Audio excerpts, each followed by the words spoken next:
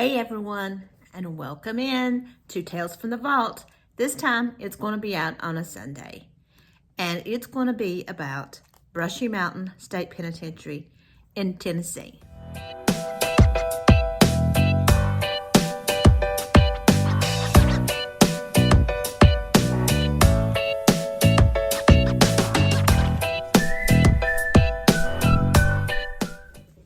Hey everyone, today's video is sponsored by Fitville. Fitville is an ergonomic footwear company with a mission to enhance footwear experience. Fitville aspires to provide most humane products of ergonomic design, and so they craft every detail of their products with the best possible materials and technologies. They promise your footwear experience from now on will be phenomenal.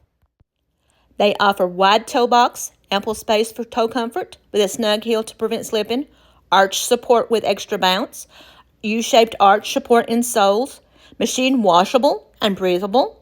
Their soft, stretchable upper keeps your feet dry and odor-free. They are no more over-flexing. The thick sole prevents toe bending and provides immediate relief for arthritis, bunions, and hammer toes. It is cushioned for a secure fit. The low-cut design and thickened inner collar gives your feet a snug, comfy fit. At Fitville, they believe in the power of a good pair of footwear to change life and the right to live life pain-free. Shoes are bridges that empowers us to reach goals. Fitville envisions to help everyone enjoy a healthy lifestyle while adhering to three core concepts: therapeutic, comfort, and support technology.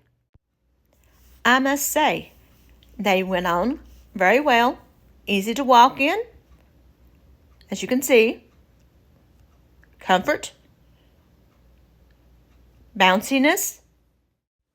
They also provided me with a code to share with my viewers to get 28% off of their already low prices, and it will only be available in the link provided in the description box, and that code is Vicky28. So, go ahead, give them a try, look them over, see what you think. I think you will be impressed, and tell them Vicky sent you. I don't think you will be disappointed.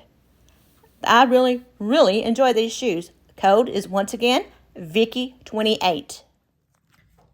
Okay, let's go into one of the most notorious prisons in the state of Tennessee, and it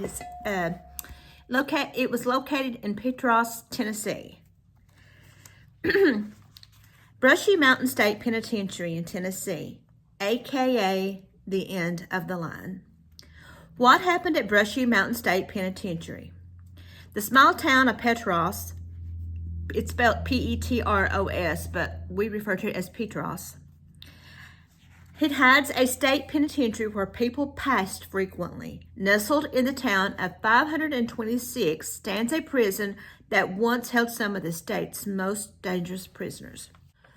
Brushy Mountain State Penitentiary, also known as the end of the line, originally opened in 1896 as a coal mine in the wake of the gruesome labor battle, according to the historic Brushy Mountain State Penitentiary website.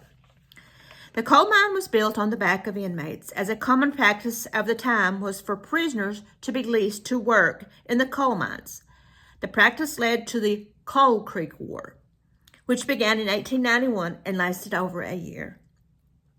He started when miners who were citizens attacked and burned a state prison, the stockades and mines, and then took the prisoners and guards onto a trailhead out of town. The ensuing battles between mining companies and the state against the coal miners are what eventually caused legislation to be passed to build the state's first maximum security prison, according to the prison website. The history recorded by the penitentiary explains how many of the prisoners who worked in the mine passed. The website says that while there was never an unalive row at the prison, there were plenty of passings. Prisoners were affected by syphilis and tuberculosis, typhoid fever, and pneumonia were also common. But if these diseases did not unalive the prisoners, being routinely beaten for underproducing in the mines may have led to their end. By 1931, the prison held 976 men. which was 300 more than it was supposed to. The state sought to manage this overcrowding by building a new prison, which opened in 1934. Plans were drawn for a new structure to be made of reinforced concrete, and they made convicts break sandstone out of the nearby quarry to build the new prison. Constructed in the shape of a Greek cross, it stood 4 stories high, boasted battlements atop, and by 1934 was surrounded by an 18-foot stone wall. For a moment, things got better. The new prison was safer, more sanitary, and built in the shape of a cross, offering inmates a narrow path to redemption. The prison says when explaining the construction of the new building. Mining continued to be the mission of the prison until the 1960s, and some beds were added for those with lesser offenses outside the walls according to the prison. The new maximum security inmates were able to be entrusted with jobs serving the outside community, while its reputation as the last stop for the worst of the criminals became more of a legend over time. Some harrowing horrors of the prison continued. In 1957, the hole was finally shut down, but the D block was built to keep the worst of the inmates isolated from the others. And it just happened to be built on the site of the old unaliving house.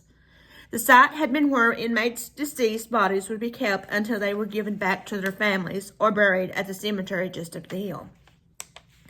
By 1969, the prison was classified as a maximum security prison once again, housing some notable prisoners, including James Earl Ray, who confessed to the assassination of Martin Luther King Jr., Paul Dennis Reed, nicknamed the fast food unaliver, and Byron Low-Tax Looper, a politician in Tennessee convicted of unaliving his election opponent, incumbent Tennessee State Senator Tommy Burks. The prison closed on June 11, 2009, but now visitors can visit and tours are offered through the prison. When it closed, it was the state's oldest prison at 113 years old. Brushy Mountain website explains that visitors have experienced being touched, shoved, and even growled at, while paranormal investigators say that the paranormal activities at the prison includes apparitions, shadows, disembodied voices, unexplained loud bangs, growls, and physical attacks. The end of the Civil War led to a boom in the railroad construction and the rapid expansion of the coal mining industry throughout Tennessee. Because many of the state's coal veins were located in remote areas, most mining companies providing houses by collecting rent for miners' wages. When these companies opened on-site stores selling food, clothes, and other necessities at inflated prices, already poor workers piled up debt. By the time their debt and rent were paid, they had little to show for a meager wage job with dangerous working conditions. The Coal Creek miners were clever, holding strikes in winter when coal demand was high. This tactic worked until a new convict lease program gave companies a cheaper, more compliant workforce. The prison lease system was adopted throughout the South, mainly because state governments couldn't afford to build and maintain prisons or feed, shelter, and clothe inmates, and a convict lease program cut costs and brought in money. Beyond that, officials could exploit the 13th Amendment, which abolished slavery but allowed involuntary servitude for criminal punishment. When federal troops left the South in 1877 after Reconstruction, state officials who were hostile to former slaves handed down long prison terms and life sentences, even for petty crimes. Soon, African Americans made up the majority of prisoners in the South. Tennessee began leasing prisoners in 1866, and by 1891, the Tennessee coal mine in Anderson County adopted this practice. This faithful decision led to the Coal Creek War, where citizens miners attacked and burned the state prison, stockades, and mines, then loaded prisoners and guards alike on a train headed out of town.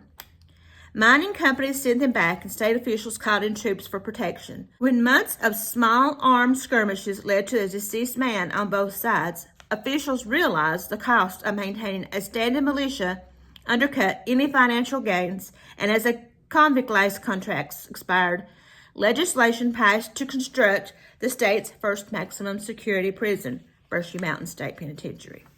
By 1896, inmates were building on-site railroad spur as well as the original wooden prison structure with their own hands. Between the ongoing violence, fatal mining accidents, and chronic illness, life inside Brushy was precarious to say the least. Diseases were rampant, including tuberculosis, typhoid fever, pneumonia, and syphilis. The prisoners were beaten for underproducing in the mines because of their dire health conditions, and many passed as a result. While America was roaring through the 1920s, convicts at Brushy Mountain spent their days in the dark of the mines, urged to dig faster with lashes from thick leather straps. Their nights weren't any better. With men stacked into the original wooden building that were falling apart and just waiting to catch fire. In 1931, Brushy held nearly 1,000 inmates. Overcrowding was so prevalent and persistent, it drew comparisons to conditions inside the infamous Siberian prisons of the Soviet Union. Mining remained the sole mission of the prison until the 1960s, and in 1969, Brushy was reclassified as primarily maximum security when 100 beds were added to house lesser offenders outside the walls. Many of the new minimum security inmates were entrusted with jobs serving the outside community, such as participating in the Petros Voluntary Fire Department, which operated 24/7 between 1971 and 1994. By the middle of the century, Brushy's reputation as the last stop for the worst criminals had become legend. If you wore out your welcome at another prison or committed some unspeakable crimes, you ended up at Brushy, and that was never a good thing. The end of the line, but the convicts continued to work and expire in the mines for decades. It was Lake Russell, a reform-minded warden and former coach at nearby Carson Newman College, who finally stopped the mining at Brushy Mountain. Of course, the mines were also losing money. So was it a good warden or a good businessman that put an end to it? That's Brushy for you. This was the most infamous era of Brushy's history, a time when James Earl Ray was transported there. He tried to escape, failed, got wounded. In 1972, the guards went on strike, demanding security improvements, and Brushy was shut down for 4 years. So they improved some things and reopened Brushy in 1976, but it was still Brushy. Tensions between different races of inmates threatened to overwhelm a system that just didn't seem capable of containing the evil of that place. In 1982, the powder keg ignited. 7 inmates held guards hostage using sharp objects. They took the guards' firearms, found 4 of their rivals in their locked cells, and opened a fire. They unalived 2. The other 2 managed to survive by hiding in the corner behind their mattresses. People said this couldn't get any worse, and maybe finally they were right. Infamous inmates. James Earl Ray wasn't the meanest one to ever walk down the halls of Brushy Mountain and sleep behind the walls, not by a long shot. But his is the name that echoes across Brushy's long history. Even before he confessed to the assassination of Dr. Martin Luther King Jr. in 1969, Ray's life seemed to bend the wrong way.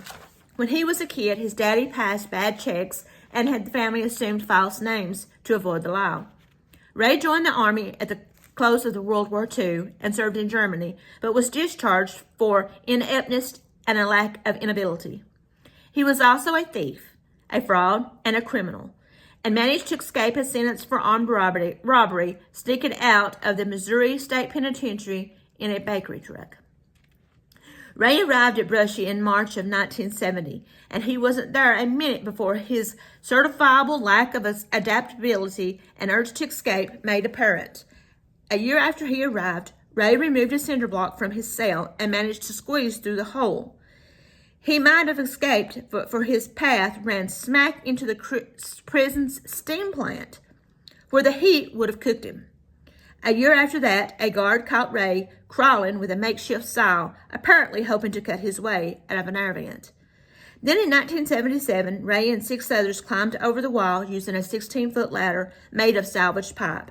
The FBI and U.S. Marshal Services swarmed into Morgan County, but a little more than 2 days later, local trackers and hound dogs found him exhausted and buried under leaves, trying to mask his scent. He'd only made it a few miles from the prison walls. Now, the thing is, a lot of inmates and even some of the guards said they liked Ray. He was friendly and funny, and he didn't cause trouble, except for those escapes. In 1981, 3 inmates wounded Ray 22 times with a blade. Some say it was payback for the assassination of Dr. King. Some say it was another of Ray's schemes, a way to get publicity and a new trial for what he claimed was a false confession. Ray left Brushy for good in 1992 and passed away at the state facility in Nashville 6 years later. Byron Low-Tax Looper.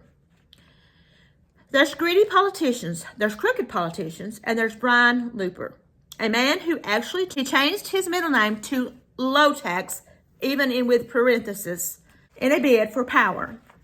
Byron Anthony Looper was born an hour west of Petros in Cookeville. Things started well enough for Byron. He attended the U.S. Military Academy at West Point, but didn't finish receiving an honorable discharge for a bad knee injury after being thrown from a horse. He moved back to Georgia to finish school, worked for the state legislature, and even ran for the Georgia House of Representatives. But he lost in the primaries. In 1992, he moved back to Tennessee to try his political luck there. And here's where everything went sideways for Byron. After losing an election to serve in the Tennessee House, he changed his name to Byron Low-Tax Looper, promising to expose corruption. To be fair, in 1996, Byron ran for property assessor in Putnam County, where he was born. He didn't participate in debates or anything like that. He just ran negative campaign ads. He won the election. Now, what started as merely strange was about to turn very dark. A week after taking office, Byron called a press conference to announce he discovered $100 million worth of property taxes that hadn't been paid. But before the reverberations from that headline had reached the farthest corners of Putnam County, from Hanging Limb to Muddy Pond, the county commissioners, to which Byron reported, responded that $100 million was the normal backlog for property taxes at that time of year. They also suggested that Byron should just do his job and stop holding press conferences. After further checking, Byron held a press conference to announce they were right. Then he left town for Puerto Rico. While using his office to punish or bribe his enemies, Looper managed to win a primary to face extremely low odds against Tommy Burks, a popular incumbent state senator. In October of 1998, with the TBI breathing down his neck over corruption charges and seeing no chance to win a fair election, Looper drove to Burke's farm and fired at his opponent in the head. Looper was arrested, convicted, and arrived at Brushy. His first night there, Low-Tax refused to scrub pans in the kitchen. That earned him an extra month of scrubbing. They moved him to Morgan County Correctional Complex after Brushy closed, and he passed there in 2019. Officially, the cause of his demise was a problem with his heart. He was 48 years old. Paul Dennis Reed. Brushy saw his share of evil men in the 113 years it operated, and Paul Dennis Reed was as evil as any of them. Reed was 20 years old when he was convicted of armed robbery and sentenced to 20 years in Texas. After serving 7 years, Reed was paroled and set his sights on Nashville with dreams of becoming a country music star. He ended up washing dishes at Shoney's, where he was fired for throwing a plate at another employee. The day after losing his job, this was February of 1997, Reed went to Captain D's that was down the road from his old job. He forced a 16-year-old employee and her 25-year-old manager into a cooler. He executed them and stole money from the register. The next month, he unalived 3 more at McDonald's, 3 miles from the Captain D's. The month after that, he drove an hour up the road from Nashville to Clarksville, where he kidnapped and executed a 21-year-old and a 16-year-old that worked at Baskin-Robbins. He left their bodies in Dunbar Cave, a popular state park. The fast food unaliver was convicted of all 7 slayings and given 7 unaliving sentences, the most ever handed down in a single case in Tennessee. He ended up at Brushy, moved to Morgan County Correctional Complex when Brushy closed. He passed in 2013 from pneumonia. Make no mistake, Brushy has darkness about it. You'll recognize that as soon as you step inside and breathe the air, but it wasn't all darkness. Back in 1982, where the old segregated bathhouse once stood, they built the Brushy Chapel. They say more than 1,000 inmates were baptized. In 1989, they built the High Security Annex, a modern building with solid doors, electronic locks, and fire prevention system. The kind of place you'd expect D Block became a minimum security section. So maybe that was kind of a redemption too. Geronimo. One day back in the early 70s, a young deer fell off the cliff into the yard at Brushy. The inmates decided to keep the deer as a sort of pet and named the deer Geronimo, on account of how he came to be in the prison. Geronimo was tamed and liked to chew on unlit cigarettes. When labor disputes shut Brushy from 1972 to 1975, the inmates were moved to Nashville, but Geronimo stayed behind with his future uncertain. The inmates voted to move Geronimo to Nashville prison. The state paid to move the deer to Nashville with his friends, but Geronimo had trouble adjusting to life away from Brushy Mountain. The Nashville warden said the deer threw temper tantrums. One inmate's face was nicked by the deer and required stitches. When the prisoner was taken to the hospital for medical attention, he briefly escaped. Geronimo's days behind bars ended when the animal broke its leg and the limb had to be amputated. Newspaper reports didn't specify where the day spent the rest of its life, but Geronimo still lives on in the hearts of inmates and guards who cared for it. On the one hand, you can thank a couple of sharp entrepreneurs from Chattanooga for seeing an opportunity to bring good business and good jobs back to Brushy. The Brushy Mountain Group came together in 2013, and they've been working here ever since. But they couldn't have done it without the help of Morgan County, its leaders and citizens, all of them determined to honor the past and build a future big enough to share the tours, the distillery, the concerts, the good times you can have there. It wasn't easy, but it came to be in the best way, from good people working together. Brushy ate Tennessee stands for 113 years. It bore witness to terrible sadness and awful violence. It provided hard lessons and good jobs. More than anything, it created a legend and a legacy that will echo across the country and its history. In the distillery, you can purchase moonshine, such as End of the Line. The moonshine is distilled and bottled on the grounds of the former maximum security prison, not to mention the foreboding and hair-raising tales that haunt those stone-cold prison walls.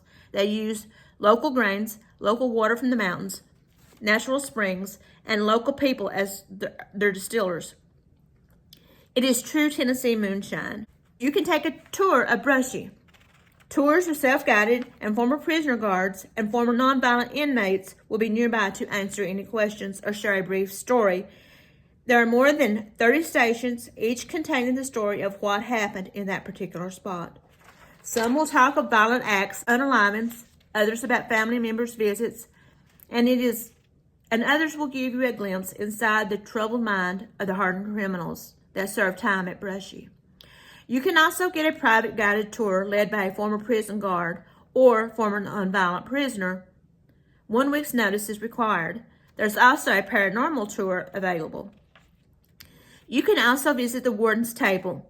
It is a restaurant that offers a variety of Southern food. There is also a gift shop and concert stage. Evil men who did evil things were imprisoned there, with many locked away for the rest of their lives. And while the unaliving penalty was never carried out at Brushy, it is said over 10,000 people lost their lives at the prison, some by natural causes, some in the coal mines, others met their end in violent attacks. The final blow delivered by the violent hands of fellow violent prisoners. These are the souls that haunt the stone-cold fortresses, whose spirits refuse to cross over, who remain here because they have unfinished business. The Green Mile, scenes from Walk the Line, and country stars like Eric Church all filmed at Brushy Mountain. With its castle-like structure, the prison was considered a filmmaker's dream until its decay made it too risky for production. Brushy Mountain could and was brutal. In the courtyard of the prison, between the gymnasium and surrounding cell blocks, there stood a whipping post from the late 1800s. If the inmates didn't make their coal tonnage, they would be hooked to the post and beaten with a leather strap. According to the guide at the prison, this practice wasn't eliminated until 1966. He said the goal of some of the guards was to dehumanize the inmates. It was common practice for guards to place inmates in the hole, a single small room with no bed. They would be given 2 buckets, one for fresh water and one to use as a bathroom. When the lights were turned out, there was only blackness. To prevent inmates from going blind, they would bring prisoners from the hole to D block to allow them to regain vision before putting them back into the hole. Sickness and violence ran rampant in the often overcrowded prisons, and there were many unalivings. Bodies were reportedly stacked in unmarked mass graves. A guide said he never enters D block during his tours because that's where bad things happen. The last warden to serve at Brushy was Jim Worthington. So that is the history of Brushy Mountain State Penitentiary here in Tennessee. It's infamous. It's the most notorious prison here in Tennessee. So I hope you enjoyed this this story about Brushy Mountain, and don't forget to the link for the shoes that I'm going for the Fitville. I'm going to be including Fitville link in the description. So don't forget to like, to subscribe, to hit that notification button, and to share this video. It truly, truly helps me out. Thank you. Bye.